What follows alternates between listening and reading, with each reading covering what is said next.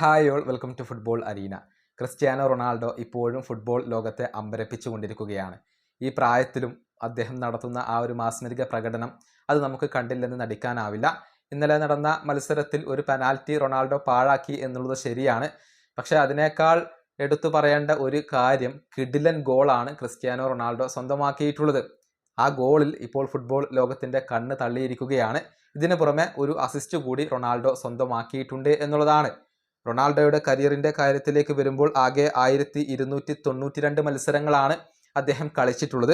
അതിൽ നിന്ന് 949 ഗോളുകൾ അദ്ദേഹം നേടി എന്ന് പറയുമ്പോൾ 51 ഗോളുകൾ കൂടി നേടിക്കഴിഞ്ഞാൽ അദ്ദേഹം 1000 ഗോളുകൾ എന്ന സുവർണ നേട്ടത്തിൽ എത്തും.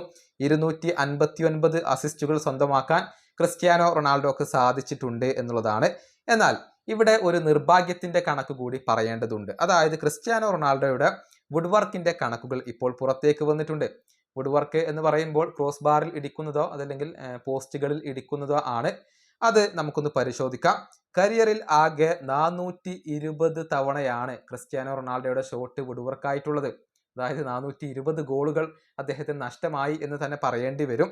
അതായത് റയലിന് വേണ്ടി കളിക്കുമ്പോൾ 211 ഷോട്ടുകളാണ് വുഡ് വർക്ക് ആയിട്ടുള്ളത്. അതുപോലെ തന്നെ മാഞ്ചസ്റ്റർ യുണൈറ്റഡിന് വേണ്ടി 112 ഷോട്ടുകൾ, യുവൻറ്റസിന് വേണ്ടി 23 ഷോട്ടുകൾ, അൽ നസറിന് വേണ്ടി 15 ഷോട്ടുകൾ, പോർച്ചുഗലിന് വേണ്ടി 56 ഷോട്ടുകൾ, സ്പോർട്ടിംഗ് സിപിക്ക് വേണ്ടി 3 ഷോട്ടുകൾ എന്നിങ്ങനെയാണ് വരുന്നത്.